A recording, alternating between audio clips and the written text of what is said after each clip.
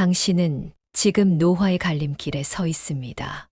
70세, 바로 이 시기를 어떻게 보내느냐에 따라 당신의 남은 인생이 완전히 달라질 수 있습니다. 혹시 요즘 부쩍 기운이 없어지고 의욕이 떨어지시나요?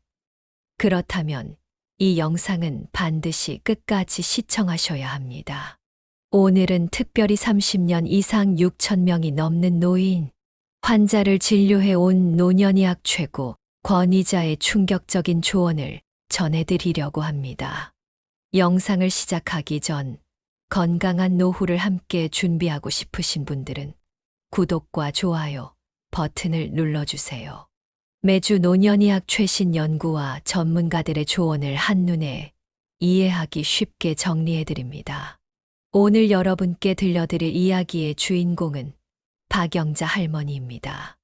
68세의 평범한 할머니였던 그녀는 2년 전 40년을 함께한 남편과 갑작스럽게 사별했습니다. 슬픔을 이기지 못하고 우울증과 무기력증에 빠져 하루하루를 버티듯 살아가던 그녀에게 기적 같은 일이 일어났습니다. 선생님, 제가 이제 무슨 희망이 있겠어요. 먹는 것도 싫고, 나가는 것도 싫고, 그저 하루하루가 괴로워요. 건강검진을 위해 찾은 병원에서 박영자 할머니는 이렇게 말씀하셨습니다. 모든 검사 수치는 정상이었지만 그녀의 눈빛은 생기를 잃은 지 오래였죠. 그날 우연히 마주친 노년의학 전문의 김태우 교수와의 만남은 그녀의 인생을 완전히 바꿔놓았습니다. 할머니, 지금 당신은 노화의 갈림길에 서 계십니다. 70세가 되기 전에 2년, 이 시기를 어떻게 보내느냐에 따라 남은 인생이 완전히 달라질 수 있습니다.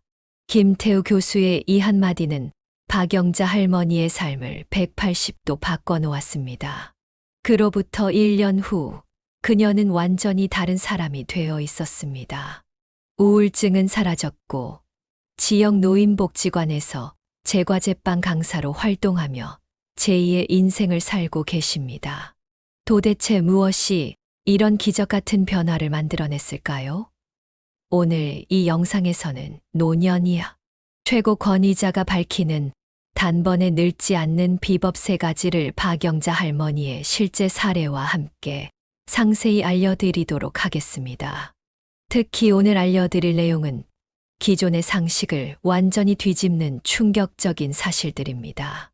현대의학이 밝혀낸 최신 연구 결과를 바탕으로 우리가 그동안 알고 있던 상식이 얼마나 잘못되었는지, 그리고 진정한 건강과 행복을 위해 무엇을 해야 하는지 자세히 알려드리겠습니다.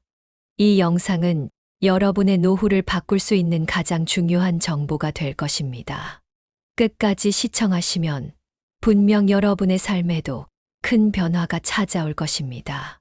지금부터 제가 들려드릴 이야기는 우리가 알고 있던 노화에 대한 상식을 완전히 뒤집을 수 있는 충격적인 내용입니다. 특히 의학계에서 30년 이상 6천 명이 넘는 노인, 환자를 진료해 온 김태우 교수의 연구 결과는 우리에게 매우 중요한 시사점을 던져주고 있습니다. 김 교수님이 가장 강조하시는 것은 바로 70세라는 시기입니다. 우리 몸은 70세를 전후로 급격한 변화를 맞이하게 됩니다. 하지만 이것은 단순히 나이가 들어서 찾아오는 자연스러운 현상이 아닙니다. 70세 이전의 생활 습관과 선택이 이후의 삶을 완전히 다르게 만들 수 있다는 것이죠. 실제로 같은 아파트 단지에 사는 두 분의 사례를 살펴보겠습니다. 올해 75세인 김순자 할머니와 이명숙 할머니는 5년 전까지만 해도 비슷한 상황이었습니다. 같은 아파트 경로당에서 매일 같이 시간을 보내던 두 분이었죠. 하지만 지금 두 분의 모습은 완전히 다릅니다.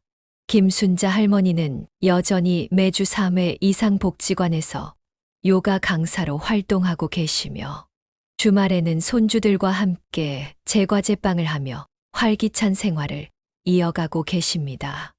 반면 이명숙 할머니는 거의 집 밖으로 나오지 않으시고 최근에는 거동이 많이 불편해지셔서 요양보호사의 도움을 받고 계십니다. 이 두 분의 차이는 무엇이었을까요? 바로 70세를 전후로 한 시기의 선택이었습니다. 김순자 할머니는 69세의 복지관 요가 강사 자격증을 따기로 결심하셨습니다. 당시 주변에서는 이 나이에 무슨 자격증이냐며 만류했지만 할머니는 도전을 멈추지 않으셨죠. 반면 이명숙 할머니는 이제 나이도 들었으니 쉬어야지라는 생각으로 점차 활동을 줄여나가셨습니다. 최신 노인의학 연구 결과에 따르면 70세는 우리 몸에서 매우 중요한 변화가 일어나는 시기입니다. 이 시기에 우리 몸의 근육량은 급격히 감소하기 시작하며 뇌의 신경전달 물질도 큰 변화를 겪게 됩니다. 특히 행복 호르몬이라 불리는 세로토닌의 분비가 크게 줄어들면서 우울감과 무기력증이 찾아오기 쉽죠. 하지만 이런 변화는 피할 수 없는 운명이 아닙니다. 김 교수님의 연구에 따르면 70세 전후의 2년이 가장 중요한 시기라고 합니다. 이 시기에 어떤 선택을 하느냐에 따라 이후의 삶이 완전히 달라질 수 있다는 것이죠. 특히 놀라운 것은 우리가 흔히 알고 있는 건강관리 상식이 이 시기에는 완전히 다르게 적용된다는 점입니다. 예를 들어 70세 이전에는 콜레스테롤 수치를 낮추기 위해 기름진 음식을 피하는 것이 좋지만 70세 이후에는 오히려 적당한 콜레스테롤이 건강에 도움이 될 수 있습니다. 또한 혈압이나 혈당 수치도 마찬가지입니다. 70세 이후에는 약간 높은 수치가 오히려 더 건강할 수 있다는 연구 결과도 있습니다. 일본의 한 연구에 따르면 70세 이상 노인의 경우 자신의 나이에 90을 더한 수치까지의 혈압은 오히려 건강의 신호일 수 있다고 합니다. 이런 연구 결과들이 시사하는 바는 무엇일까요? 바로 70세라는 시기가 단순한 나이가 아니라 우리의 건강과 행복을 결정짓는 중요한 갈림길이라는 것입니다. 이 시기를 어떻게 보내느냐에 따라 우리는 김순자 할머니처럼 활기찬 노후를 보낼 수도 있고 이명숙 할머니처럼 어려움을 겪을 수도 있는 것이죠. 앞서 소개해드린 박영자 할머니의 이야기로 다시 돌아가 보겠습니다. 박영자 할머니가 김 교수님을 만난 것은 우연이 아니었을지도 모릅니다.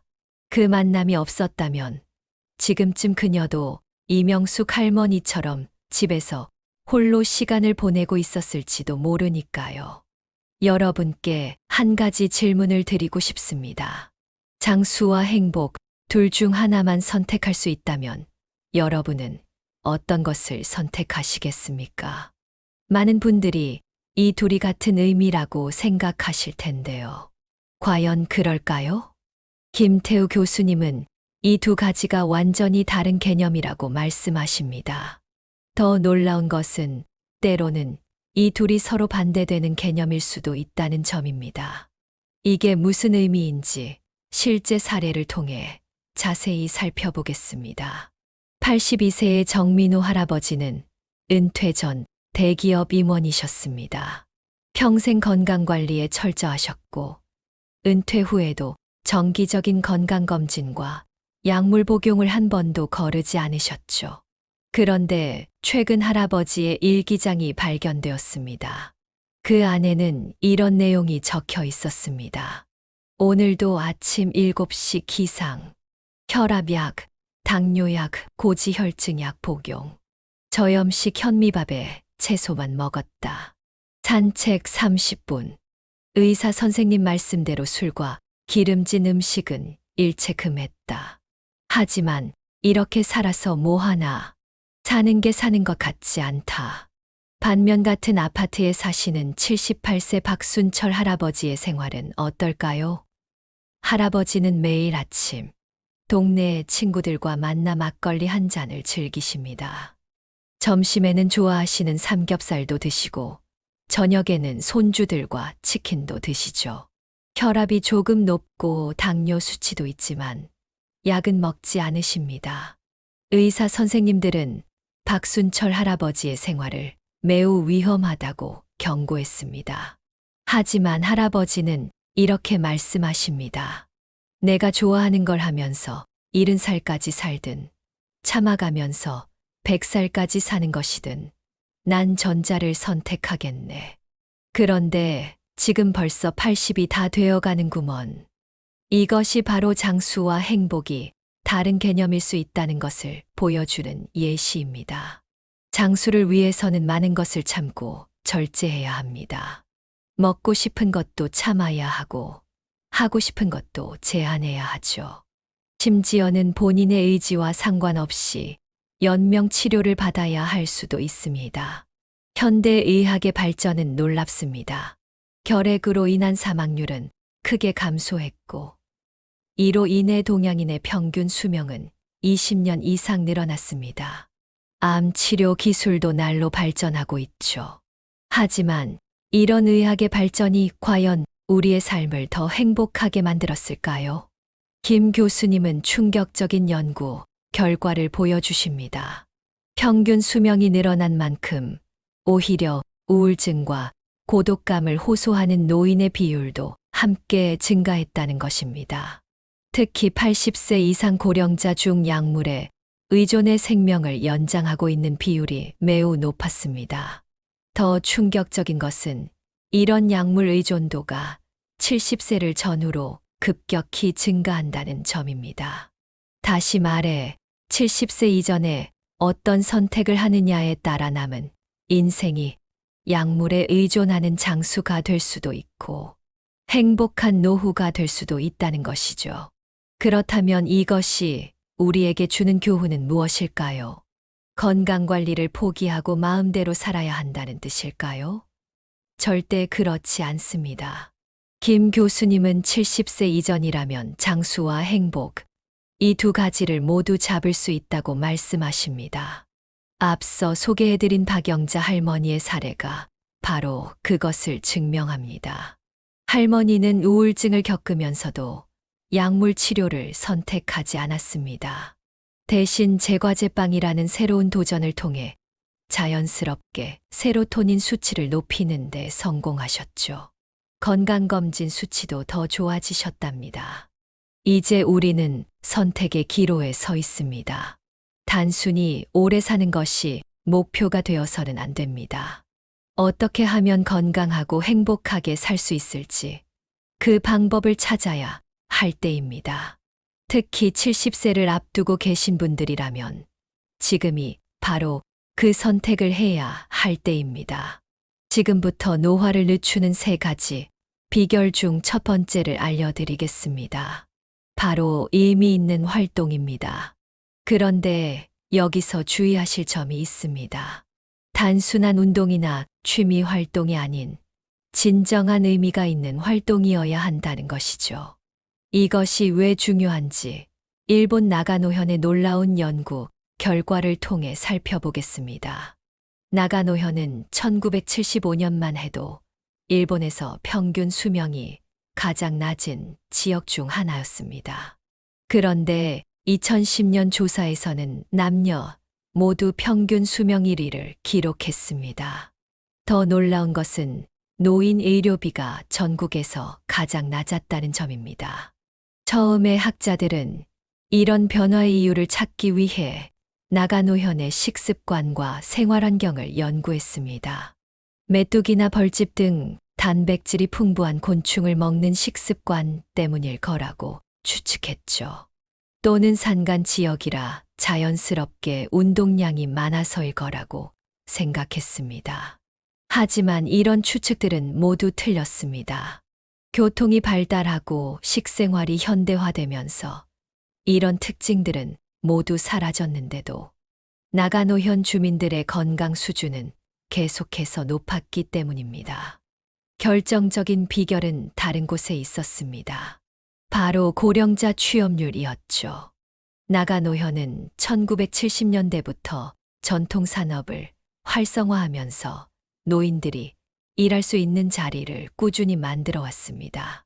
그 결과 고령자 취업률이 일본 전국 1위를 기록했고 지금까지도 그 기록은 깨지지 않고 있습니다. 여기서 주목할 점은 단순히 일자리를 제공했다는 것이 아닙니다. 나가 노현의 노인들은 자신들의 경험과 지혜를 젊은 세대에게 전수하는 의미 있는 일을 했다는 것이 중요합니다. 전통공예, 농업기술, 향토 음식 제조 등 평생 쌓아온 자신만의 전문성을 살릴 수 있는 일자리였죠. 이런 의미에서 박영자 할머니의 제과제빵 강사 활동은 매우 훌륭한 선택이었습니다. 단순히 빵을 만드는 것이 아니라 자신의 솜씨를 다른 사람들과 나누고 그들의 성장을 돕는 의미 있는 활동이었기 때문입니다. 처음에는 그저 우울한 마음을 달래기 위해 시작했어요. 그런데 제가 만든 빵을 먹고 기뻐하는 손주들의 모습을 보면서 무언가 달라지기 시작했죠. 이제는 제과제빵 수업을 들으러 오시는 분들이 새로운 것을 배워가는 모습을 보면서 제 삶의 의미를 찾았답니다. 박영자 할머니의 이 말씀은 매우 중요한 의미를 담고 있습니다. 단순히 시간을 보내기 위한 활동이 아니라 다른 사람들에게 도움이 되는 의미 있는 활동을 했을 때 비로소 진정한 변화가 시작된다는 것입니다.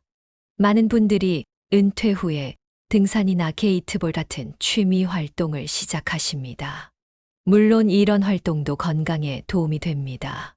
하지만 김태우 교수님의 연구에 따르면 이런 단순 운동보다는 의미 있는 활동을 하는 노인들의 뇌 활성도가 훨씬 높게 나타났다고 합니다. 특히 주목할 만한 점은 의미 있는 활동을 하는 노인들의 세로토닌 수치가 훨씬 높다는 것입니다. 세로토닌은 흔히 행복 호르몬이라고 불리는데 70세가 되면 급격히 감소하는 것으로 알려져 있습니다. 하지만 의미 있는 활동을 통해 이 감소를 막을 수 있다는 것이죠. 여러분도 한번 생각해 보시기 바랍니다.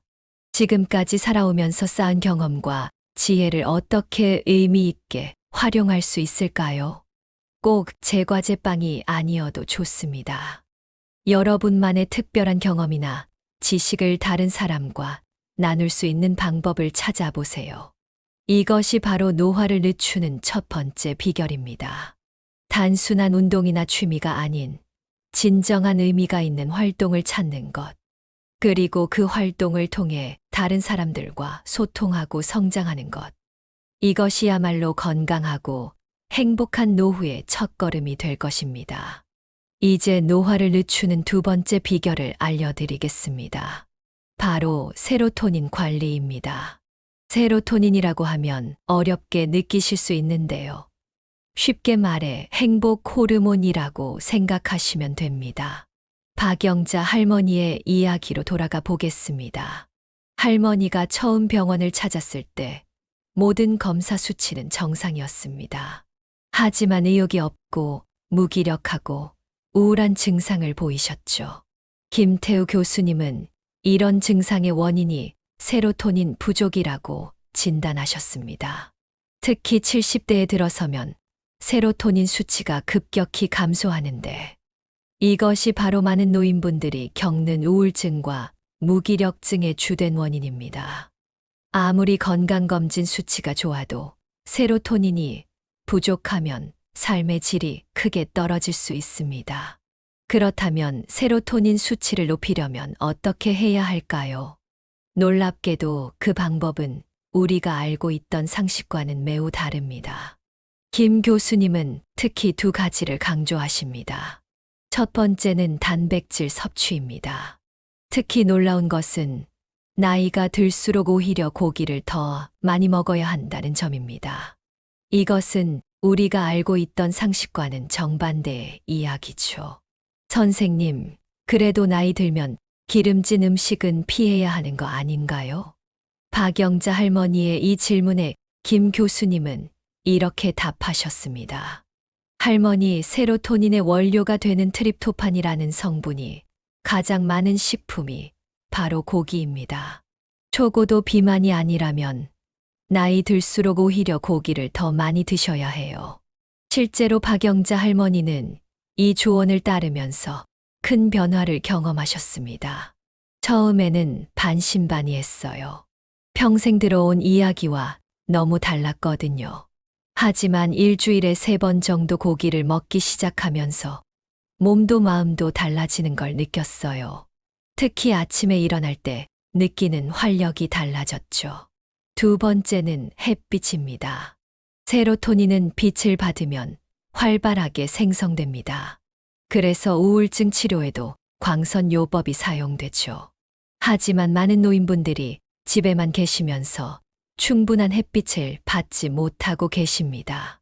김 교수님의 연구에 따르면 하루 30분 이상 햇빛을 받는 노인과 그렇지 않은 노인의 세로토닌 수치는 최대 3배까지 차이가 난다고 합니다. 특히 오전 10시부터 오후 3시 사이의 햇빛이 가장 효과적이라고 하네요. 아침에 일어나면 제일 먼저 커튼을 활짝 열어요. 그리고 오전에 꼭 30분은 밖에 나가서 걷습니다. 처음에는 귀찮았는데 이제는 습관이 되어서 해가 뜨면 자연스럽게 몸이 밖으로 나가고 싶어져요. 박영자 할머니의 이 말씀처럼 작은 습관의 변화가 큰 차이를 만들 수 있습니다. 여기서 특별히 강조드리고 싶은 것이 있습니다. 바로 콜레스테롤에 대한 것인데요. 많은 분들이 콜레스테롤을 무조건 나쁜 것으로 생각하시는데 실제로는 그렇지 않습니다. 특히 70세 이상의 노인에게는 적당한 콜레스테롤이 오히려 도움이 될 수 있습니다. 김 교수님의 연구에 따르면 콜레스테롤은 남성 호르몬인 테스토스테론의 원료가 됩니다. 테스토스테론은 근육량 유지와 의욕 증진에 매우 중요한 역할을 합니다. 실제로 콜레스테롤 수치가 적당히 높은 노인들이 더 활기차고 건강한 생활을 하는 것으로 나타났습니다. 한 달 전만 해도 저는 맛있는 음식을 먹으면 죄책감을 느꼈어요. 콜레스테롤 수치가 올라갈까봐 늘 걱정했죠. 하지만 이제는 달라요.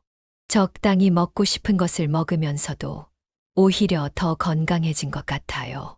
박영자 할머니의 이 말씀은 우리에게 많은 것을 시사합니다. 물론 이것이 무분별하게 기름진 음식을 먹으라는 뜻은 아닙니다. 중요한 것은 균형입니다. 하루 3끼를 규칙적으로 먹고 단백질이 풍부한 음식을 적절히 섭취하며 충분한 햇빛을 받는 생활 습관을 만드는 것. 이것이 바로 세로토닌 관리의 핵심입니다. 이제 여러분도 실천해 보시기 바랍니다.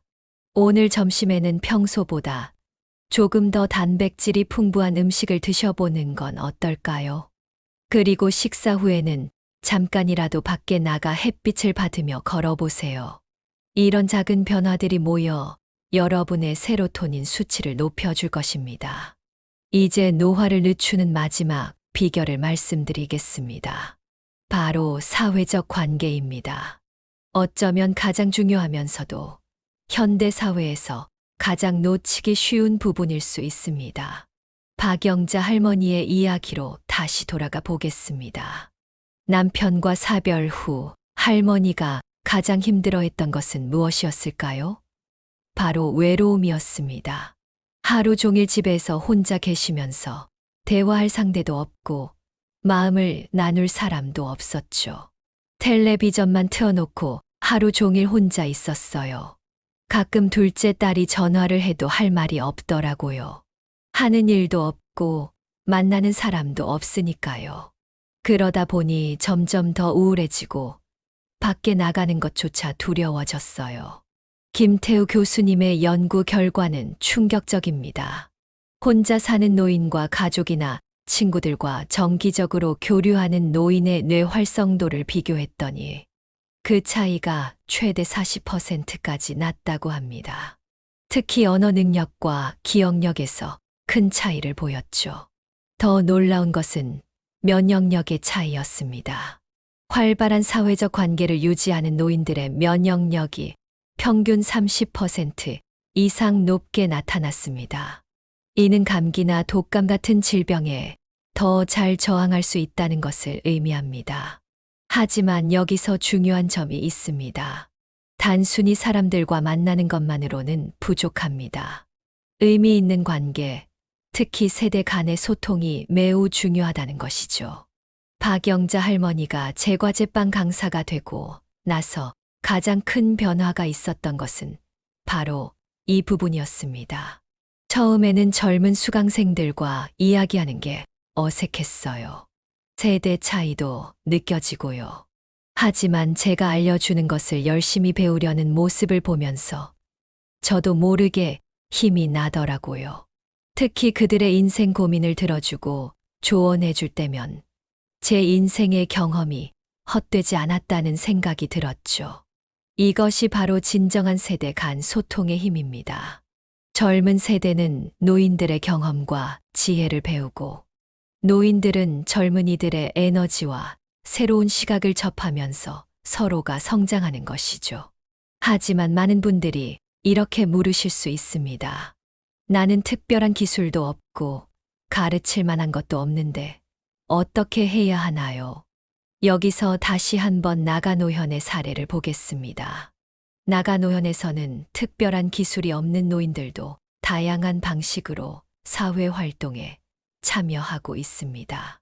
초등학교에서 옛날 이야기를 들려주는 이야기 할머니, 전통 식재료의 활용법을 알려주는 요리 선생님, 지역의 역사를 설명해주는 마을 해설사 등 다양한 역할이 있죠.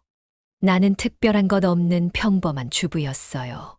하지만 지금 생각해보면 40년 넘게 가족의 식사를 책임지면서 쌓은 요리 경험, 자녀를 키우면서 겪은 시행착오, 이 동네에서 수십 년 살면서 보고 들은 이야기들, 이 모든 것이 다른 사람들에게 도움이 될 수 있는 소중한 경험이더라고요.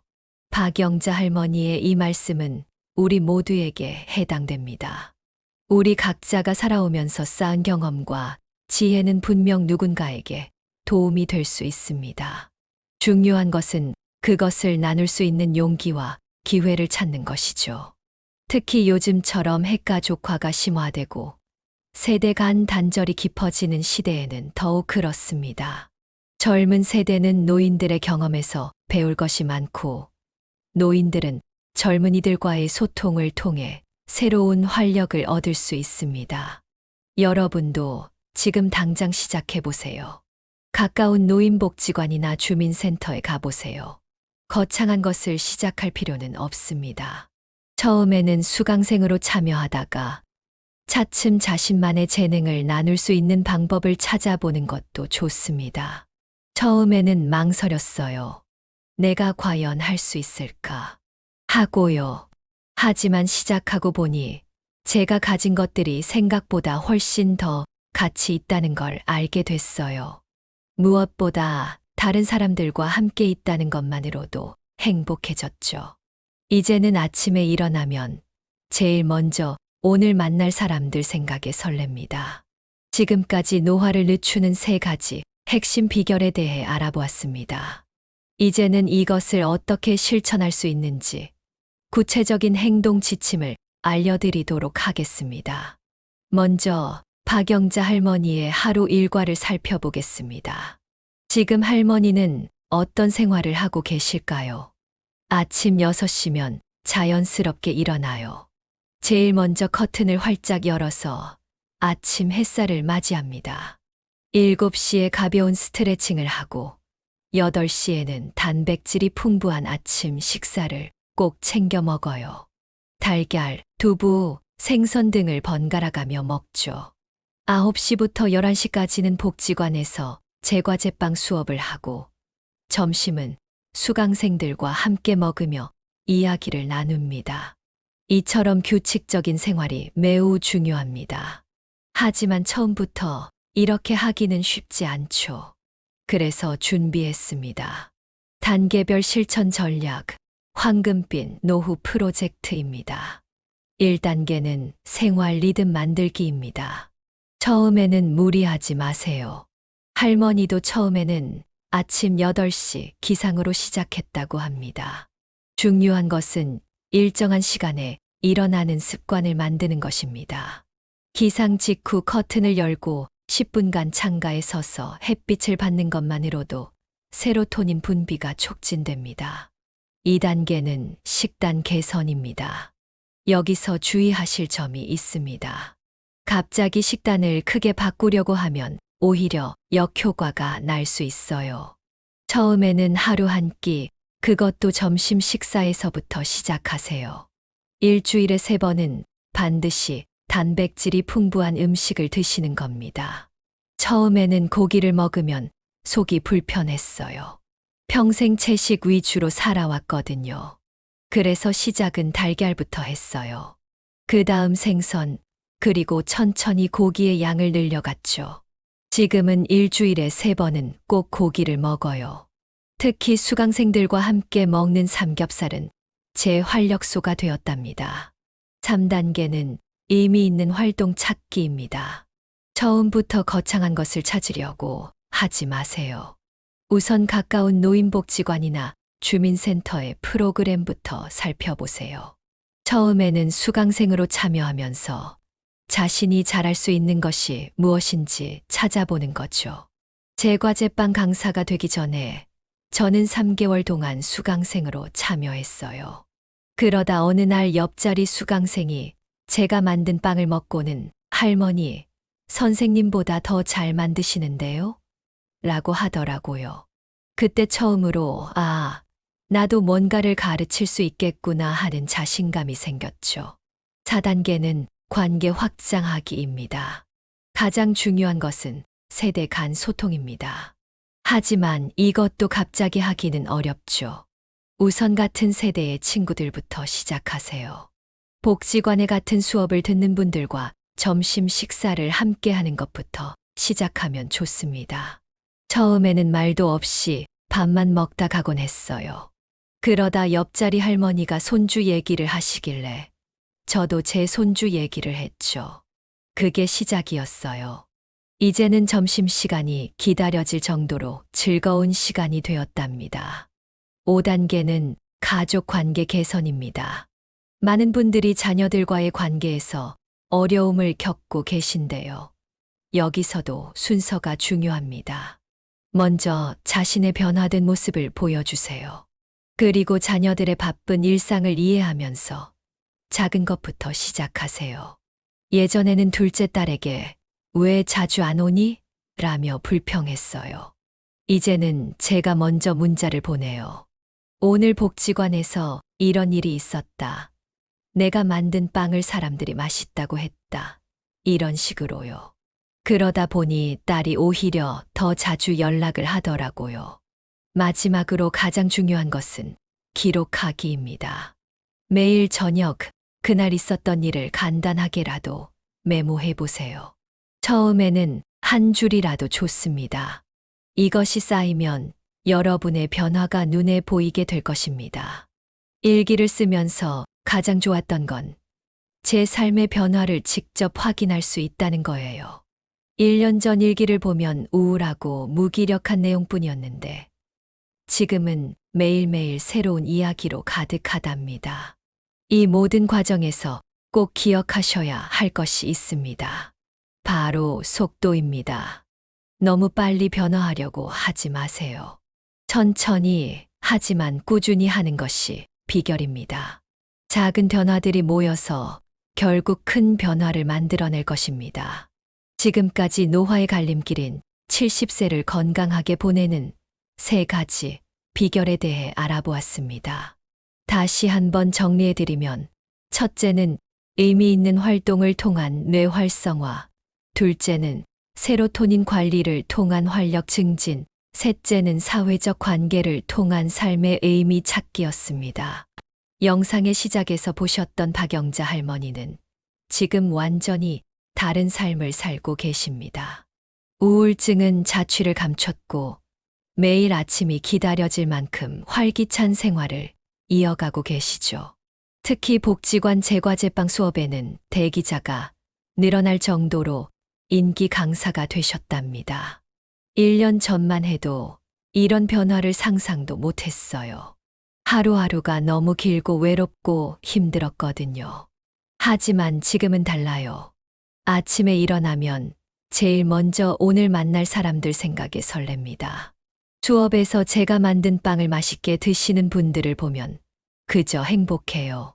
제 나이에도 이렇게 행복할 수 있다는 게 믿기지 않을 때가 있어요. 여러분도 지금 당장 시작하실 수 있습니다. 오늘 배우신 3가지 비결 중 하나만 선택하셔서 실천해 보세요. 갑자기 큰 변화를 만들려고 하지 마시고 아주 작은 것부터 시작하시면 됩니다. 예를 들어 내일 아침에는 평소보다 30분 일찍 일어나서 창문을 열고 햇빛을 받아보세요. 점심 식사는 평소보다 단백질이 조금 더 풍부한 음식으로 선택해 보세요. 오후에는 가까운 복지관이나 주민센터에 들러서 어떤 프로그램이 있는지 살펴보시는 것은 어떨까요? 특히 강조드리고 싶은 것은 70세라는 시기가 단순한 나이가 아니라는 점입니다. 이 시기를 어떻게 보내느냐에 따라 여러분의 남은 인생이 완전히 달라질 수 있습니다. 지금 이 순간이 바로 변화의 시작점이 될 수 있습니다. 영상이 도움이 되셨다면 구독과 좋아요 버튼을 눌러주세요. 여러분의 작은 관심이 더 많은 분들에게 희망을 전하는 힘이 됩니다. 격일로 노년의 건강과 행복을 위한 새로운 영상으로 찾아뵙겠습니다. 놓치지 않으시려면 구독 버튼 옆에 알림 설정도 꼭 해주세요. 마지막으로 박영자 할머니의 말씀을 전해드리며 영상을 마무리하겠습니다. 나이는 숫자에 불과해요. 70세가 끝이 아니라 새로운 시작이 될 수 있답니다. 저처럼 우울하고 힘드신 분들이 계시다면 부디 희망을 잃지 마세요. 지금 이 순간부터 시작하세요. 분명 여러분의 인생도 달라질 거예요. 여러분의 황금빛 노후를 응원합니다. 이번 영상도 시청해 주셔서 감사합니다. 다음 영상에서 더 값진 정보로 찾아뵙겠습니다. 건강하고 행복한 하루 보내세요.